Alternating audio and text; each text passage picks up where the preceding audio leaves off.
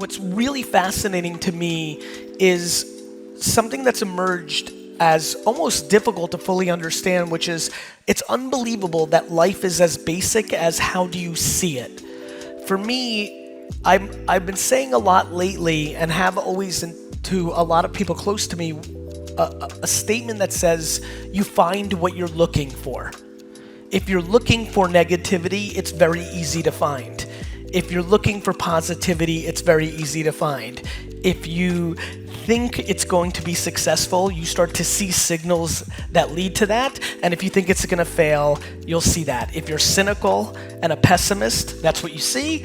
If you're optimistic and positive, that's what you're going to see. And really the vulnerability to the way I roll, which is optimistic and positivity, is you could become delusional. It's not practical. You think you can just dream it into success. You don't understand the requirements and the costs and the sacrifices that are needed to actually get somewhere. I think the biggest thing that I've been spending time on lately from a perspective standpoint is we are all now affected by the last 10 to 15 years of entrepreneurship. And when we look at stories like Facebook or WeChat or Uber or Weibo, we see these extreme, monstrous successes, and they cloud the fact that for the 15 companies that actually got to billions in revenue and actually run actual businesses, not predicated on venture capital, there's 80 trillion businesses that didn't, and we spend all our time fascinated on these enormous victories without spending our time on practicality. And so for me, what I really wanted to establish in this talk today is a couple things. One, the macro perspective I believe that I'm seeing in people that are succeeding. And when I say succeeding, I think an important part of perspective in today's day and age is I believe that the way we define success is fundamentally broken in human society. We are spending way too much money, way too much time on putting money on a pedestal and way little amount of time and energy into putting happiness on a pedestal.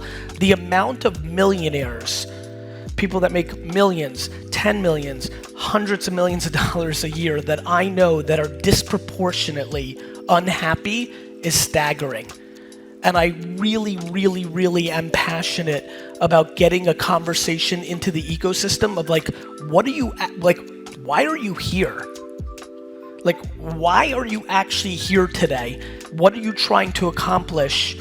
And do you have enough self-awareness and understanding about yourself to know what you're trying to achieve? Because I promise you, over this last decade, interacting with people at scale, publicly and privately, what's very obvious to me is that an enormous amount of people are trying to get success to put makeup around their actual insecurities, and they're spending all their time trying to make money to hide what's actually happening. They're trying to prove something to somebody else, not to themselves, and no level of you finding a path to making money is going to solve that issue. And so I think that we're living through a very, very remarkable time in our society where this device can really be an unlock to an enormous amount of things, but I don't think people actually know where they're going. And that's something that I've become unbelievably fascinated with. One of the biggest reasons I've found myself talking more about mindset and perspective and things of that nature was I spend every day putting out content that shows people exactly what to do with their personal brand or their business to be successful. And yet people don't take advantage of the current state of the internet to achieve their business goals. And after a while, I started to have to ask myself, why are people not doing that? And I didn't go into the lazy talk of thinking people are lazy or things of that nature. It all led to one big game of insecurity. The reason a lot of people here don't post every single day is because they're worried about the judgment in the comment section of what they post. I can give you every single tactic that is underpriced But if you don't have a foundational understanding of what you like to do and why, it's impossible for you to be successful, because we now live in a world where somebody will outwork you and take your piece. And there's abundance and there's plenty for everybody. But what has become very clear to me is nobody beats the person that loves what they're doing and is good at it, because they're just always doing it.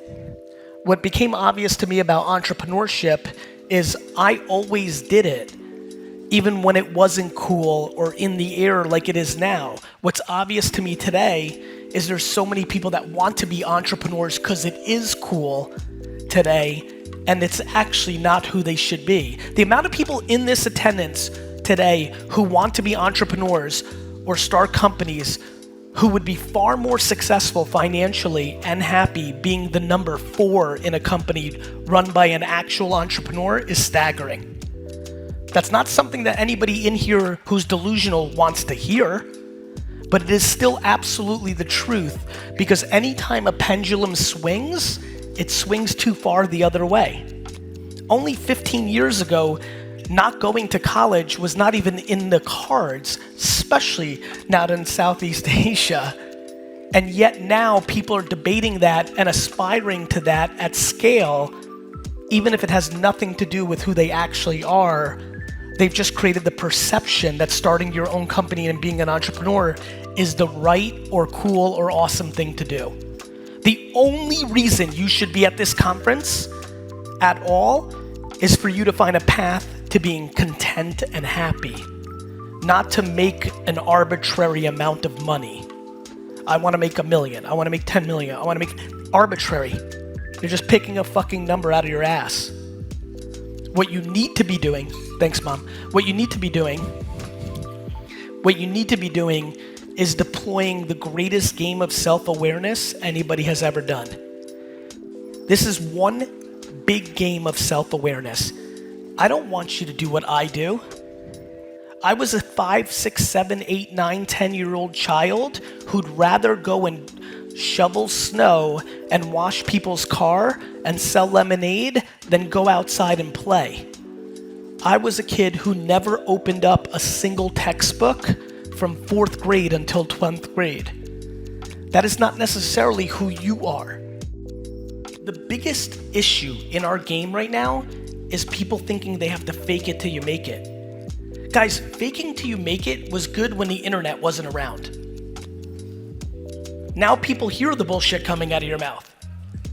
Every single kid that's ever tried to fake it until she or he made it in a meeting with me lost. Because I'm like, this person's full of shit, they're out. No, you don't have to be an expert as long as you don't say you're an expert. Do you know why I love Q&A? Because I'm not scared. Because I'm going to answer all your fucking questions, and if I don't know the answer, I'm going to say I don't know. And that doesn't make me any less capable of standing on this stage. In fact, it is the reason I can stand on this stage. Bro, we grew up in a game where people fake it to them. Thank you. Thank you. I know the world we all grew up in.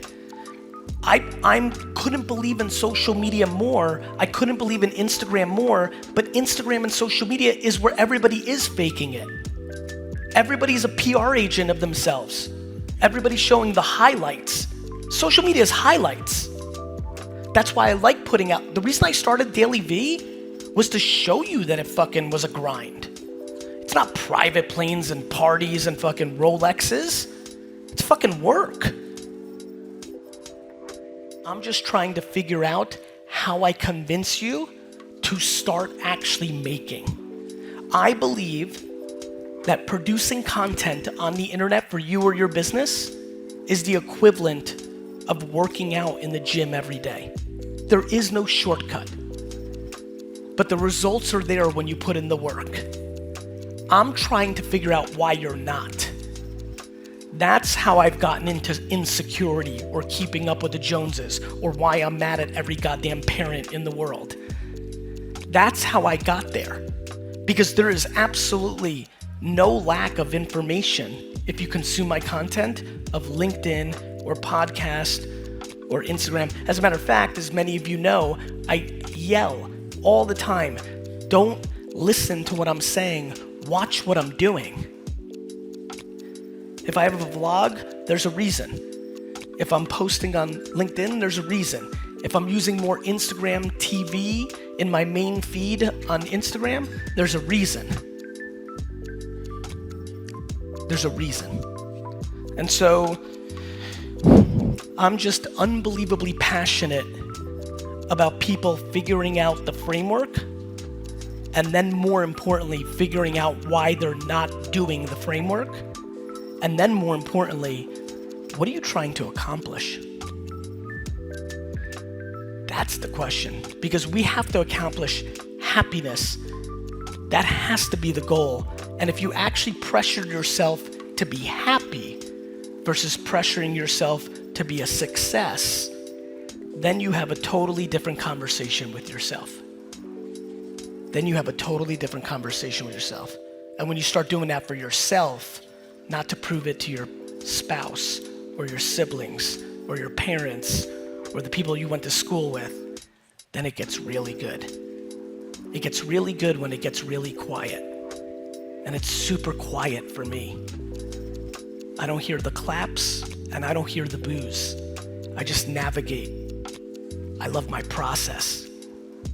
I love the pain of being an entrepreneur. I love that it's lonely. I love the game. I just want you to love the game. Thank you.